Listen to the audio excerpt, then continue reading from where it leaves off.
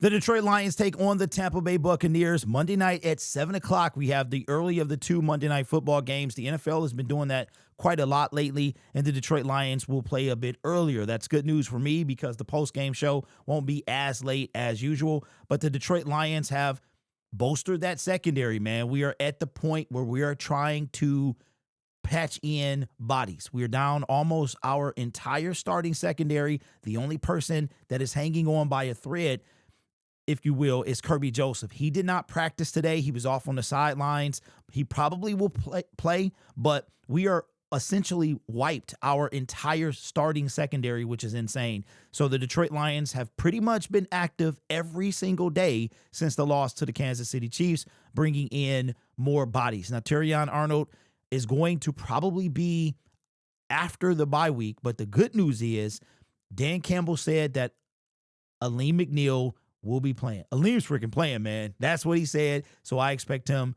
to play on Monday night, which is good because that means Aleem doesn't have to wait another 2 weeks to get on the field. You know, he's itching to do so. But the Detroit Lions announced their roster moves. Now, it went almost exactly like I said it was going to go. The Lions announced roster moves. This is coming from their Twitter account. I like the Motor City Muscle helmets. For the first time this season, we will be wearing the black uniforms. They are my favorite. I cannot wait to see them again this year. We signed safety Jammie Robinson to the active roster from the KC practice squad. So this is the individual that we signed, and we took him from the practice squad of Kansas City. So that means he has to go on the 53-man roster. We then released Keith Cooper from the practice squad, and here comes Lauren Strickland to come back on the practice squad. So we had signed Keith back to the practice squad yesterday or the day before. We had waived Lauren Strickland, and just like I predicted, he would be back because Dan Campbell literally spoke super high of him that day. And then later that day, he was cut or waived, cleared waivers, and is back on the Detroit Lions practice squad. So the Detroit Lions are making moves in the secondary, on the defensive line, and they're not huge moves on the defensive line. The secondary, though, I mean, these are of the time of the year that we're in, you're not going to get a big name guy. You're really not. Like the biggest name that you're going to get, I looked at the best available free agents, and there's not a ton of, not big names, because big names are going to be on teams, but teams that are guys that are just still happen to be out there, like the Stephon Gilmore, those guys. Asante Samuel Jr., he's been injured. He's still dealing with an injury. That's why he's not on a team right now. I don't know if he's even ready to go. So otherwise, I think he would have been snatched up long time ago, but people are a little leery about that injury. And I think when it comes to Stephon Gilmore, it is an age situation there. So I'm beginning to think after these moves, and I mentioned this a couple days ago, that I don't think the Detroit Lions, I feel like I'm wondering how active are they going to be at the trade deadline? I even thought off the wall, right? I'm like, could we go back to 2022 when we were sellers? I don't think there's much to sell. You know what I'm saying? Like, we're in a Super Bowl window. Usually Super Bowl window teams are not sellers. They're more buyers. But we've seen the Detroit Lions, out of the 4 trade deadlines that Brad Holmes and Dan Campbell have had, they've only not been active one. And that is the 2021 season where at that point, we hadn't won a game. And even having not won a game, the Detroit Lions were not sellers. So I'm starting to believe, hey, in a way, we sold Matthew Stafford, if you look at that, and that was that was in the offseason. So, but that was after he expressed he wanted to go, and it all worked out. Got him a Super Bowl, got us Jared Goff, Jahmyr Gibbs, and others, right? So I'm wondering, I'm starting to think like maybe the Detroit Lions will be quiet because the way that they're filling the roster by practice squad dudes or couch guys, you know what I mean? Like, the only reason we traded for Zadarius Smith last year is because of the injury to Aiden Hutchinson. And I'm like, I feel like now that that they're going to be quiet at the trade deadline because how they've been moving. So one thing that Brad Holmes has done is when he first got here, we didn't really know what to expect. And then we had the 3-13-1 season. It was miserable. Then we started off 1-6, and, trying to figure out who are these guys, right? They turn it around the next year, because nobody's saying that last year, nobody's saying that we're ahead of schedule. All you heard in 2023 was, oh, we're playing better than we should be. We're ahead of schedule. We really shouldn't be here, blah, blah, blah, right? So you expected all of what we got in 2023 and 2024 and beyond. And I'm saying, so you really didn't know who you were getting when it comes to, all you know about Brad Holmes really is that he was there when Jared Goff was drafted, when they traded up from, like, if I'm not mistaken, if I remember, the Rams were like in the teens or something like that. And they traded up all the way up to get Jared Goff.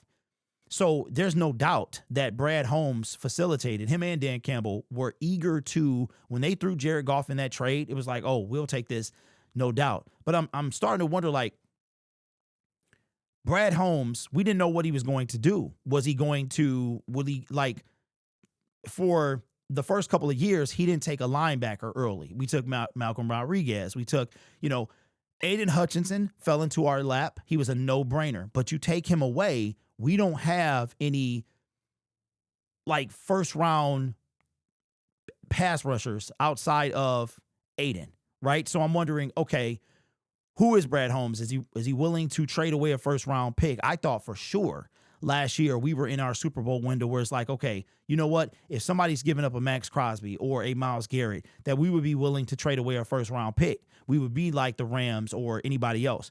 But it doesn't seem like Brad Holmes is that kind of GM. Will that hinder us from going all the way? That has yet to be determined. But I'm starting to think now, he might not even make a move. He might not. Or, I mean, if you look at it, the biggest thing that we've done on the trade deadline really was we were sellers at when we sold TJ Hockenson, right? So year one, we didn't do anything. Year two, even though we were playing pretty well, I think at that point, the Lions were 2-6. When we traded away TJ Hockenson, we were 2-6. And I think he went to a Vikings team that was 6-2 or something like that. And that was the only time that we sold. It was Matthew Stafford in 2020. And then in 2022, it was TJ Hockenson. So, right, because Matt Patricia was fired. So early 2021 is when we sold Stafford. So I'm wondering, I'm feeling like, yo, the way that Dan Campbell is doing these things, how he's just, these right here, I mean, practice squad, couch people. This is what, if you go get somebody off a practice squad, they've got to be signed to the 53-man roster. It's like you have to know the Lions have to know you. We continually bring in familiar faces. You know what I mean? So I'm starting to believe that this is how things are going to go. And I'm expecting a very quiet trade deadline. I'm going to make videos because that's what I'm in the business of doing. But the more I think about it, I'm like, was Donovan Peoples-Jones a big move? Nope. Trading away TJ Hockenson in 2022 was bigger than trade. I'm expecting a Donovan Peoples-Jones type trade deadline. This was the DPJ trade deadline. And I'm not even trying to be funny, man. I'm starting to like, listen, this is how it's going to be. I'm going to continue to make videos about things that people are talking about, things that I would like to see, things that I would hope he does. But I'm starting to believe, you know what? They really believe this is the team. And I believe that they believe it so much that they're not going to make any moves. So Brad Holmes has very few surprises when it's not the draft. He's predictable in the sense of, he's not going to do anything. He's not going to do anything. And if it is, it's going to be like, what? What was that? So anyway, we'll see how this guy is going. He will be part of the 53-man roster on Monday against the Tampa Bay Buccaneers. At least he has an extra day to come to grips with what's going on with the Detroit Lions. Lawrence Strickland, he's going to be here. I expect a couple of guys to be elevated as well from the practice squad for the game day elevation. So let me know what you think in the comments below. Do you think that the Detroit Lions are going to make any moves at the trade deadline? Do you think we could possibly be sellers? I don't think so. And if we buy, where do you think we buy from? But we're going to continue to make videos because there are some guys that are connected to being moved, and we're going to talk about it, man. Anyway, this channel is made possible by viewers, subscribers, and members just like you. It's because of your support I get to do what I do. You could be anywhere else on YouTube, but you choose to rock with me. I just got one thing to say. You know, I always got something to say after I do my outro like that, is I have been very tapped in to the Kansas City Chiefs and all of that stuff, what's been coming out about the Detroit Lions.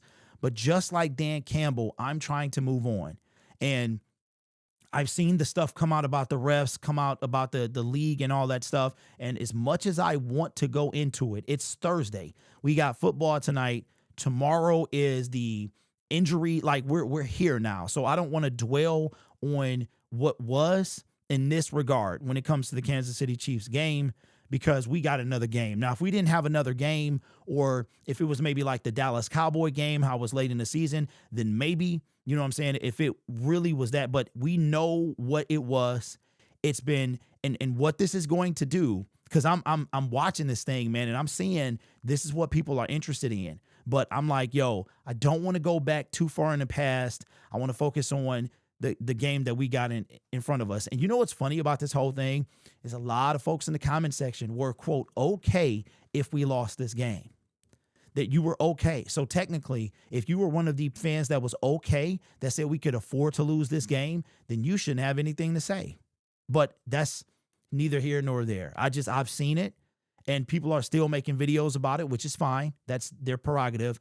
I am just choosing to move on because we got a game in like 96 hours, right? So I'm like, it's time to move on.